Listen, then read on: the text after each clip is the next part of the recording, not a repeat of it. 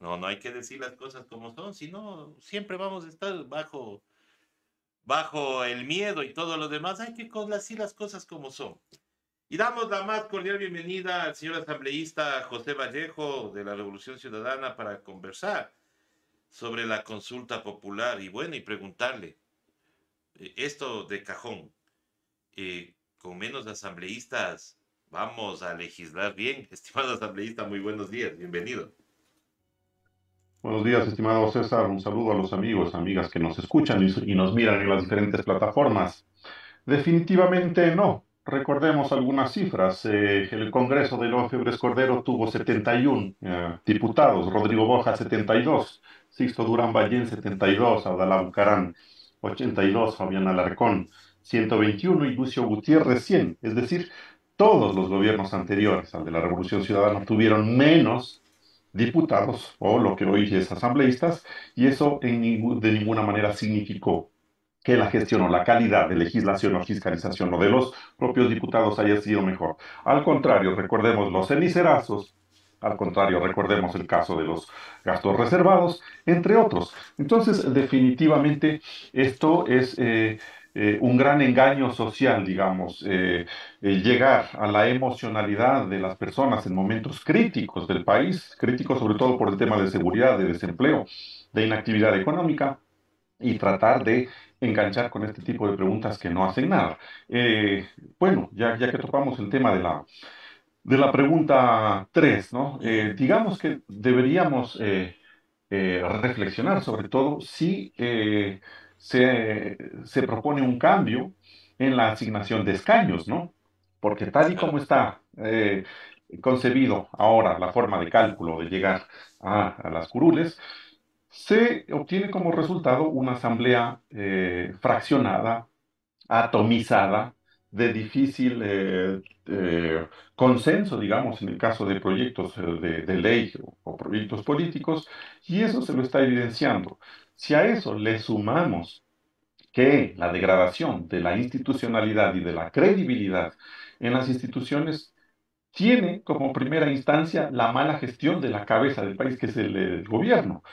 Un presidente que tiene una buena aceptación, una buena gestión, necesariamente va a tener también como resultado, como contraparte, una buena calidad de aceptación de las instituciones. El propio presidente Lazo se encargó de degradar la credibilidad de la Asamblea, nombrando a la fuerza a la presidenta Yori por un lado y tratando de dejar de lado las decisiones, o mejor dicho, meterse descaradamente en las decisiones de la Asamblea, haciendo uso de herramientas jurídicas que pues, en este momento no vienen al caso, pero que definitivamente dejan mucho que desear de su propia Asambleísta gestión. Vallejo, ustedes como asambleístas han tratado de bloquearle al gobierno, porque es lo que siempre han dicho, porque dice que ninguna ley han tramitado, pero de lo que conocemos, ustedes tramitaron la ley de uso progresivo de la fuerza, o como se llama ahora, uso legítimo de la fuerza. Legítimo. Ujú. Ya trataron recién otra ley, inclusive que pedía o hacía reformas al Código Orgánico Integral Penal. O sea, ¿cuáles son las leyes que han bloqueado ustedes, aparte de la ley de inversiones, que parece que esa es la que ha marcado el discurso del señor presidente? Definitivamente no, más bien hemos dado paso a las iniciativas que el propio gobierno ha tenido, obviamente filtrando por la reflexión técnica y jurídica de nuestra institución, pero eso significa que hemos puesto a disposición del pueblo, como usted bien lo dice, la ley del uso legítimo de la fuerza, en donde ya se pueden hacer dos cosas interesantes por parte de las Fuerzas Armadas, y que eso anuló, dicho sea de paso, la pregunta que pretendía el gobierno sobre las Fuerzas Armadas, que ya pueden, pues prácticamente hacer esas operaciones CAMEX, ¿no? Es decir, la revisión, el control de operativos para explosivos y armamento, entre otras cosas, sin necesidad de un estado de excepción.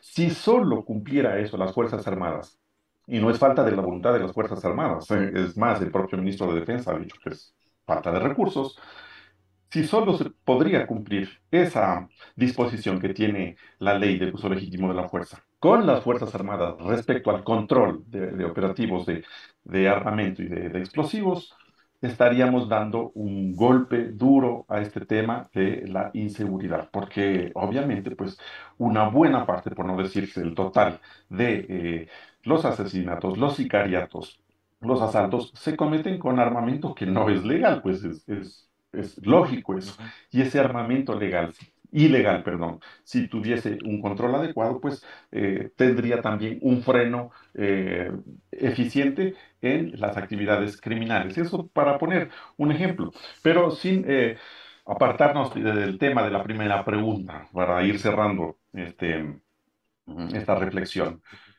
El hecho de generar expectativa respecto a la reducción de asambleístas implica quitar, por un lado, esa capacidad o ese derecho más bien de representatividad que tenemos los territorios, porque provincias pequeñas como el Carchi, que es mi provincia, pasaríamos de tener tres asambleístas a uno solo.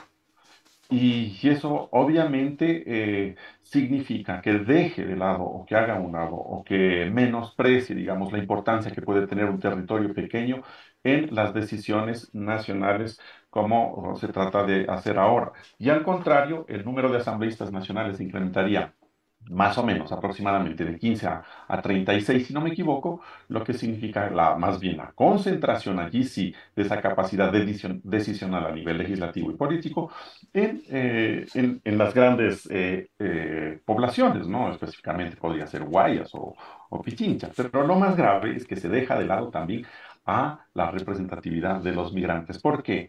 Primero, porque se exige un requisito de 500.000, ¿no? Y ese requisito de 500.000 tiene que ser verificado o constatado mediante un proceso de censo. Ahora, todos sabemos que es muy difícil por situaciones lógicas que nuestros connacionales, ciudadanos ecuatorianos, hermanos ecuatorianos que están en otros territorios, puedan llegar a registrarse. Primero, porque las herramientas y la logística del propio gobierno no existe. Y segundo, también por temor a que sean deportados nuestros hermanos ecuatorianos. Así que es muy difícil que se llegue primero a tener un registro adecuado de los migrantes en el exterior y que el caso pudiera ser que, como propone el gobierno, de dos inclusive no se tenga ninguno, tomando en consideración que son los propios migrantes los que han sostenido la economía. Recordemos que en el año pasado, 4.200 millones, 4,2% del PIB, se debe al esfuerzo, al sacrificio, al dolor inclusive que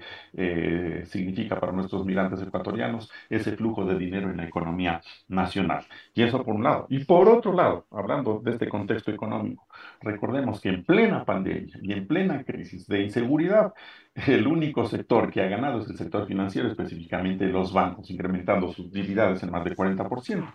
Ayer nomás hacía referencia Diego Borja en algún medio de comunicación, no recuerdo, una radio, un dato importantísimo. O sea, lo que ha crecido y lo que aparentemente ese espejismo quiere proyectar el gobierno, lo que ha crecido no es la economía real, lo que ha crecido es una inflación, me refiero al agrandamiento, no al fenómeno monetario, agrandamiento de la actividad del sistema financiero. Y eso no se explica sino de una manera. Hay una gran sospecha de que sea lavado de activos. Ujú. Y el lavado de activos es una de los ejes sobre los cuales los GDOs, es decir, los grupos de delincuencia organizada, tienen la posibilidad de seguir actuando en el país. En otras palabras, si queremos nosotros combatir la inseguridad, el primer paso no es tomar esas medidas paliativas, que no está mal, ¿no? Como el hecho de que las Fuerzas Armadas puedan hacer controles en las calles, pero también ir al núcleo del asunto, al kit del asunto. ¿Cuál es esa parte medular? Pues un movimiento de dinero sospechosamente inexplicado. Y eso lo proponía Diego Borja basado en un estudio interesante, yo todavía no lo he analizado, que lo ha sacado la CELAC, ¿no? Yo quiero obviamente, compartir ese dato y estudiarlo porque desde allí se pueden obtener cosas muy importantes. ¿Y qué es lo que sucede ahora? Paradójicamente, ¿no? En el sistema nuestro de justicia, de los narcogenerales no se dice nada, del gran padrino no se dice nada, y lo que se pretendería, pues, al contrario, es que en el caso de la fiscal, pues se construya un sistema totalmente independiente, desvalido de esa responsabilidad constitucional que la propia Carta Magna lo establece para hacer prácticamente lo que les dé la gana. Por eso es el asunto de la segunda pregunta, pues que con ese Consejo Fiscal que prácticamente pues, la fiscal nombra a su consejo fiscal, Y a que ese son a nadie su le vez quienes evalúa. van a controlar a la fiscal. Entonces, Claro. eso es de Ripley prácticamente. Claro, Pero ahora, bueno, señor asambleísta, yo soy bien mal pensado, ¿verdad? Yo pienso mal siempre. Y esta consulta popular, viéndole el fondo de todo esto, es que lo que quiere el gobierno es tener las autoridades que están en este momento en funciones, prorrogarle los 2 años que le falta de gobierno para cubrirse las espaldas. A ver, no dejó que se posesione el superintendente de bancos, que es la institución que regula los bancos. Ha puesto a una persona de su partido en la UAFE, en la Unidad de Análisis Financiero, persona que hizo campaña por Guillermo Lazo. El Contralor está contento con ese Contralor, quien también sería parte de la comisión de esa nueva comisión que posiblemente quede si es que gana la consulta popular para elegir a las autoridades de control, porque él es el presidente de la función de transparencia. A la fiscal, que también es gran amiga del señor presidente, pues la quiere tener independiente para que nadie le controle. Entonces, con todo esto y y con duplicar las utilidades 2 años de su banco, a mí me da mala espina, pues, estimado asambleísta, de que ahí hay algo oscuro y quiere tapar con todo esto, pues con los controles, con todo eso a favor del presidente. Entonces sí me parece sospechoso que siendo él parte del sistema financiero, pues tiene un banco, esté cubriéndose las espaldas de esa manera, estimado asambleísta. César y amigos, esa sospecha creo que tiene bastante argumento y yo la comparto. Si nosotros hacemos una clasificación muy rápida, ¿no? De la estructura de la consulta, vemos que las dos primeras preguntas evocan, digamos, esa sensibilidad hacia la gente porque están hablando del tema de seguridad, ¿ah? Y le venden la idea de que respondiendo a la consulta, sí, en esas dos preguntas se va a resolver automáticamente el tema de seguridad. Las cuatro siguientes preguntas tratan de generar una idea del fortalecimiento democrático. Y entre esas cuatro, claro, están las mañas, ¿no? De las que nosotros sospechamos. Y las dos últimas preguntas de enganche, sobre todo para quienes estamos actuando bajo causas, porque a mí me interesa mucho el tema del medio ambiente, es más, es mi especialidad, y está metiendo la pregunta 7 y 8 sobre medio ambiente. Pero vemos entonces que es una especie de sanduchito, ¿no es cierto? El núcleo son las preguntas 5 y 6. Y en estas preguntas 5 y 6, obviamente lo que quiere el gobierno es quedarse con las autoridades que a él le interesa. Si a eso le sumamos que propone una consulta, ¿no es cierto?, de 18 millones de dólares, para poner un ejemplo, y que hace unos meses o hace un año el mismo gobierno decía que necesita 9 millones para resolver algunos de los temas de seguridad, ahí está una respuesta, ¿no es cierto? No se necesita gastar 18 millones para actuar rápidamente los temas de inseguridad. Otra cosa, no se necesita, por ejemplo, hacer una consulta para estos temas medioambientales, ¿no? Hay normativa, hay la posibilidad bajo un marco jurídico de bajo una resolución o cualquier otra instancia se pueda resolver. Al igual que no se necesita una consulta popular para el control de los partidos.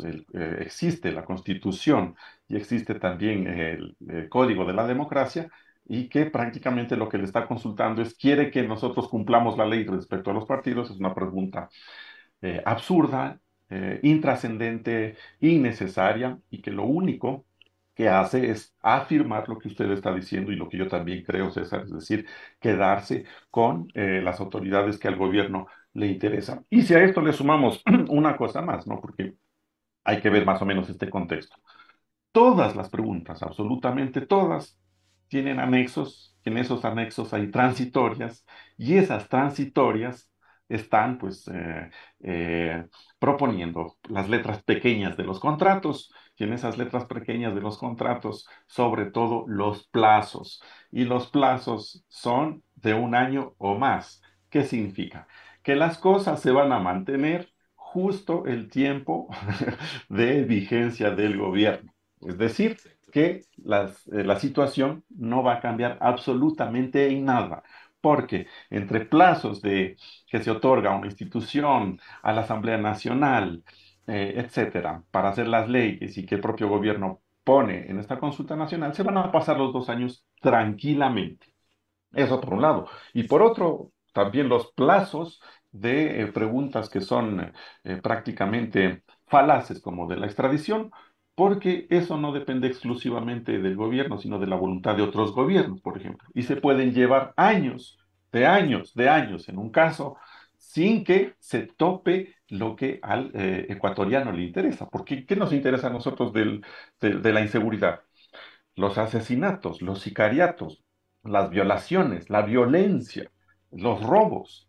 Ninguno de esos delitos está considerado en la extradición. Así que no es que nosotros vamos a sacar como ecuatorianos a entregarle todos los delincuentes que no queremos, entre comillas, y le vamos a decir al vecino país cualquiera, denos eh, controlando a este grupo de delincuentes porque nosotros no podemos. Y estamos dando allí dos mensajes. El primero, que estamos renunciando a nuestra soberanía, ¿no Ujú. es cierto? Porque un problema interno tenemos que resolverlo nosotros y que estamos declarando ser incapaces de resolver un problema como el de la conflictividad social, de la rehabilitación Pero es la social, conveniencia entre también otros. eso de que no se puede, porque mire, ayer se ha pedido la extradición del señor José Chérez, involucrado en el caso Ispol. ¿Por qué le quieren traer a esta justicia que no funciona, pues? ¿Por qué no le dejan que le sancionen en Estados Unidos, pues? Si afecta también a los Estados Unidos por lavado de dinero. ¿Por qué no le dejan allá? ¿Por qué quieren traerle acá? Ahí están las paradojas, porque esas contradicciones solo se explican por la conveniencia y el interés particular. El propio caso del Consejo de Participación Ciudadana. Ujú. Recordemos que hicieron una consulta y tanta laraca y se desgañitaron diciendo que este consejo tenía que ser nombrado por la voluntad popular, por la voluntad de cada ciudadano. Hoy dicen que no, hoy quieren volver a otra cosa, pero es simplemente porque la conveniencia y la situación no les acompaña, no les acomoda. Ellos lo que quieren es acomodarse, buscan un discurso, buscan legitimar, buscan dorar la píldora, como se dice, y vendernos una idea que es falaz a todas luces. Y por eso es la preocupación que nosotros tenemos, la reflexión que hacemos y la invitación a los amigos, amigas, que simplemente recordemos la credibilidad que tiene el gobierno, los incumplimientos que ha hecho, pero incumplimientos por más descarados como el tema de la inseguridad. Es un tema pendiente. Desde el año pasado dijo que iba a dar 1.200 millones de dólares en abril del año pasado. Seguimos esperando el Plan Nacional de Seguridad, entre otras cosas. Seguimos esperando el equipamiento para las instituciones. Y el presidente quiere resolver esto con dos preguntas en la consulta. ¿Creen que se va a resolver con dos preguntas de consulta el tema de inseguridad? Pues evidentemente que no. Y así sucede con el resto de cosas. Un gobierno desacreditado, un gobierno que no ha cumplido ni con la educación, ni con la salud, ni hablar el tema de salud. Primero que se ha desmantelado la institucionalidad en el Sistema Nacional de Salud y que existen también indicios también de casos de corrupción en la compra de equipos. Yo he escuchado en algunos medios y que eso tiene que ser investigado. En la educación, en el trabajo, en la infraestructura, es decir, para que crezca la economía se necesita dar mantenimiento a la infraestructura, pero también se necesita robustecerla, ¿no? Al capital humano, es decir, la educación, pero ese capital humano también necesita salud para generar productividad. Ninguna de esas cosas se habla. Y el crecimiento del que están hablando es justamente ese crecimiento que se da gracias a la banca, es decir, un crecimiento trucho, un crecimiento dudoso, sospechoso, por un lado, y un crecimiento que se explica por el sacrificio de nuestros migrantes. En otras palabras, si la economía ha crecido es gracias a nuestros migrantes y gracias a que hay dinero, gracias entre comillas, ¿ah? Porque eso también hay que analizarlo, a Ujú, que hay dinero que no se explica de dónde viene. Pero la economía real, la que tiene que fortalecer el gobierno desde los pequeños trabajadores o desde lo que se llama a veces economía informal, no tiene absolutamente nada que ver en la oferta de campaña que hiciera el presidente Lazo y que sigue pues en pie esa oferta de campaña, porque nada se ha cumplido. Si nosotros hacemos reflexión, ni una gran obra, ni un gran cambio, y al contrario, pues todo lo que nosotros investiguemos, todo lo que topamos, pues con el dedo va a generar pus. Y eso es lo que nos preocupa, porque esta consulta es un cúmulo más de pus en esta conflictividad que nosotros tenemos y basta analizarla un poco, sin topar los criterios jurídicos. Yo no soy especialista, pero primero es inconstitucional, según los expertos. Otras podían haberse tratado por la vía de la reforma, simplemente, otras por vía de reglamentos, y simplemente, pues, nosotros hacemos esta reflexión ciudadana, nada más, ¿no? Obviamente, esa explicación jurídica, hay colegas y amigos expertos que pueden darla, pero nosotros hacemos esa aproximación, estimado César. claro, ahí por ejemplo, la pregunta 4, nosotros conocemos que el Código de la Democracia está vigente, pues, y lo que tiene que hacer el Consejo Nacional Electoral es hacer las auditorías de los movimientos y partidos políticos. O sea, ¿para qué poner más trabas, diríamos, al tema de los partidos políticos? Porque ahí también se está yendo contra la Constitución del derecho de elegir y ser elegido, porque si no estoy mal, en el 112 de la Constitución habla de que podrían participar auspiciados por un partido político personas que no estén afiliadas. Entonces, ¿qué va a pasar con ellos? O sea, ya no vamos a poder participar los ciudadanos que no queremos afiliarnos a un partido político, sino que ahora hay la obligatoriedad de afiliarse para poder participar en las elecciones.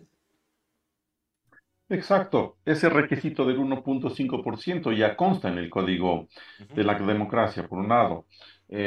Adicionalmente, se quiere anular esa, lo que usted decía, esa figura del simpatizante, ¿no? ujú. Solamente se toma en cuenta al adherente permanente, pero de todas maneras, el artículo 322 del Código de la Democracia establece claramente que el CNE verificará la veracidad de los datos, dice, contenidos en las fichas de afiliación y formularios de adhesión. De todas maneras, aquí no se necesita una consulta, lo que se necesita es decisión política, lo que se necesita es planificación, visión, sobre todo transparencia en los procesos que nosotros tenemos a todo nivel.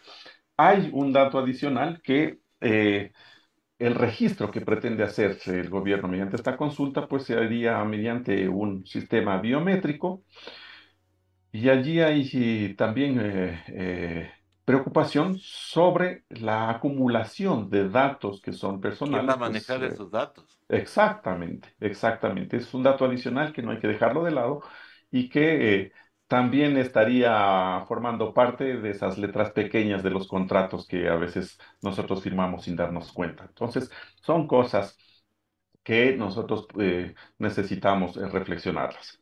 Totalmente, estimado asambleísta. Y aprovechando su presencia, asambleísta, yo quisiera preguntarle sobre la intención del destituido presidente del Consejo de Participación Ciudadana de destituir desde a las personas que votaron para retirar la placa. ¿Qué le parece? Totalmente fuera de foco, como se dice, esto ya es de replay. Nosotros hemos estado cumpliendo nuestra función, basados y apoyados en la norma constitucional, en las leyes y reglamentos, y esto solo es una muestra de la presión política que se quiere hacer por medios ilegales e ilegítimos para imponer una voluntad que ni siquiera favorece a un sector, sino a un grupo, y una voluntad que también es ilegítima e ilegal, es decir, beneficiarse particularmente de un sistema, de un país, de una institución, de una instancia y de los recursos sobre todo. Nosotros no tememos a eso, pero sí vemos con indignación cómo suceden estas cosas y cómo se ha deteriorado tanto la institucionalidad del país. Yo insisto en eso porque ese es uno de los temas claves, incluso en el de seguridad o en el de la economía.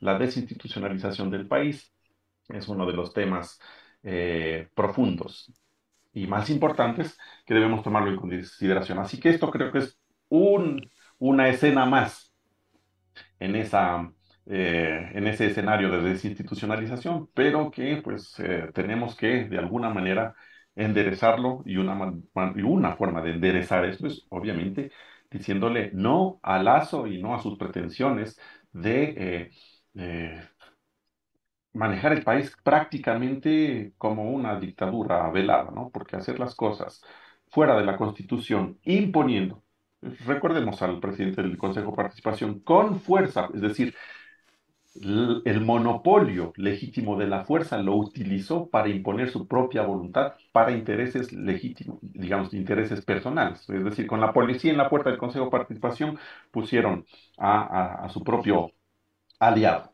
Y eso es lo que no queremos. Claro, Y ya se tomaron el Consejo de Participación Ciudadana y ahora lo quieren hacer supuestamente con la veña del pueblo ecuatoriano. Estimado asambleísta, yo quiero agradecerle por haber estado con nosotros, darnos sus impresiones sobre la consulta popular y también sobre el trabajo legislativo. Estimado asambleísta, muchísimas gracias. Un mensaje final a la ciudadanía.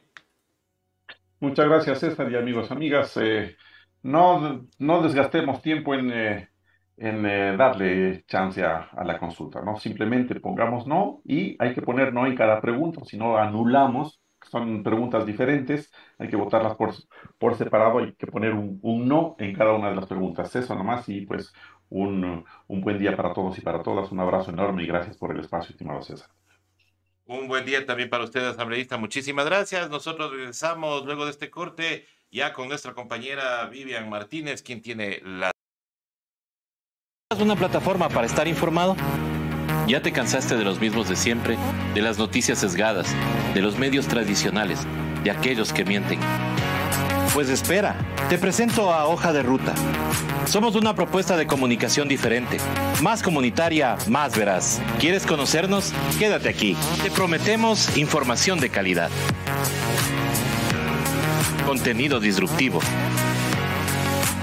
alianzas internacionales,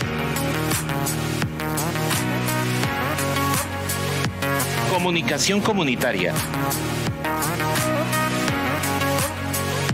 investigación profunda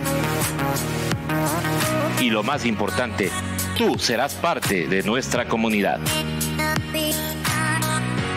Somos Hoja de Ruta Comunicación.